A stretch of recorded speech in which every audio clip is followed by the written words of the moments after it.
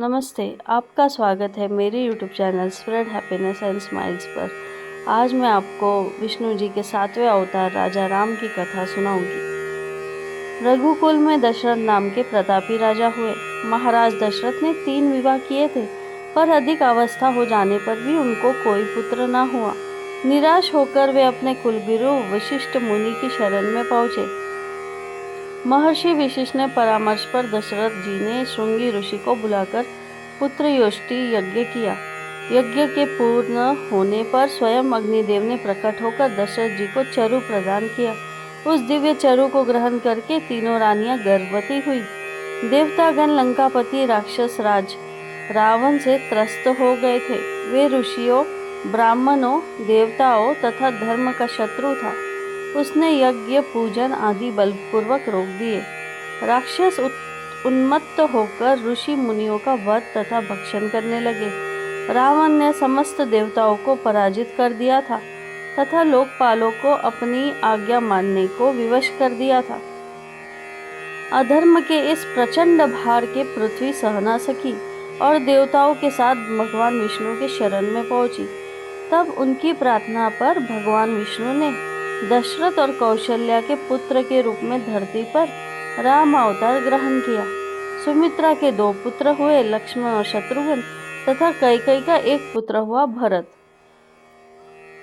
चारों कुमार बड़े हुए और कुलगुरु वशिष्ठ के शस्त्र एवं शास्त्र की शिक्षा ग्रहण की। एक दिन राक्षसों के उपद्रव से पीड़ित होकर ऋषि विश्वामित्र दशरथ के पास आए।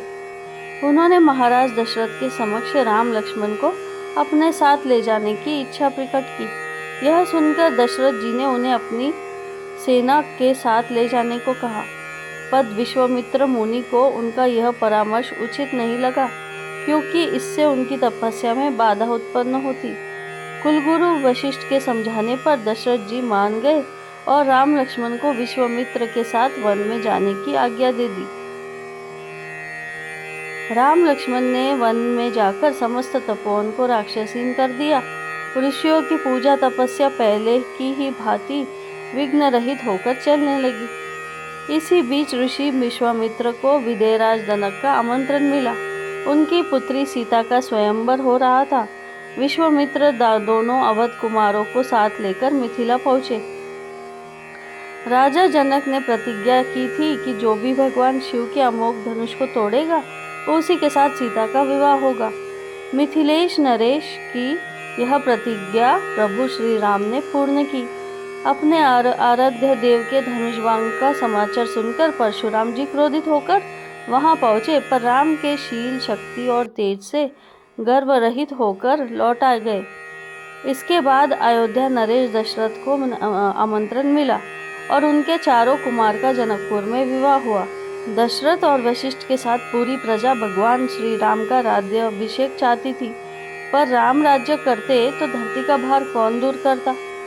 देवताओं की प्रेरणा से माता कैकेयी को मोह हो गया और उन्होंने दशरथ जी को वचनबद्ध करके भरत के लिए राज्य और श्री राम के लिए 14 वर्ष का वनवास मांग लिया।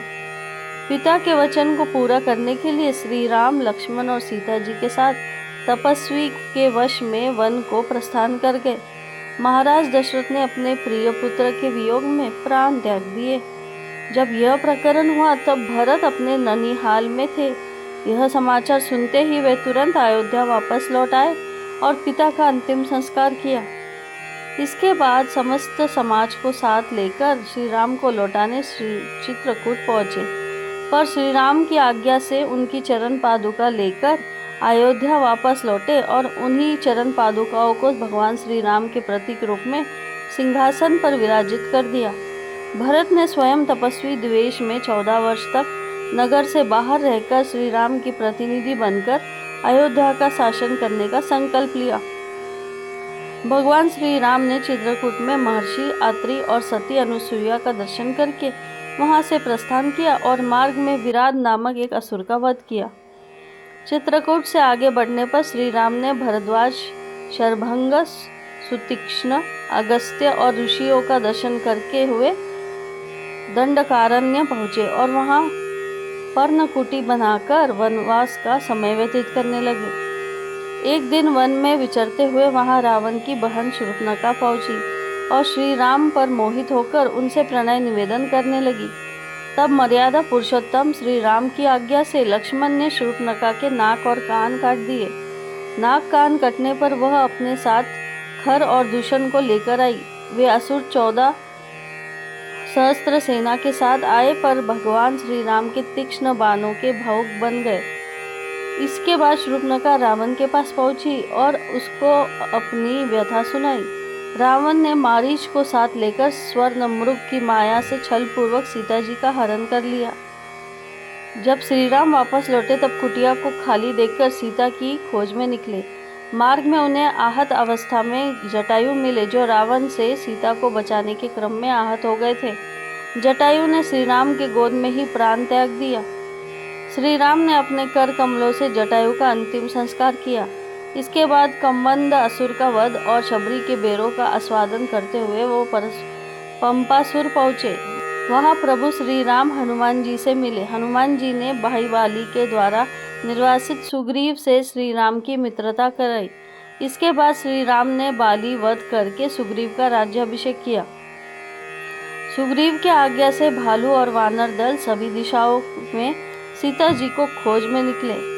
तब महावीर हनुमान जी ने लक्ष्मण पार करके सीता जी का पता लगाया।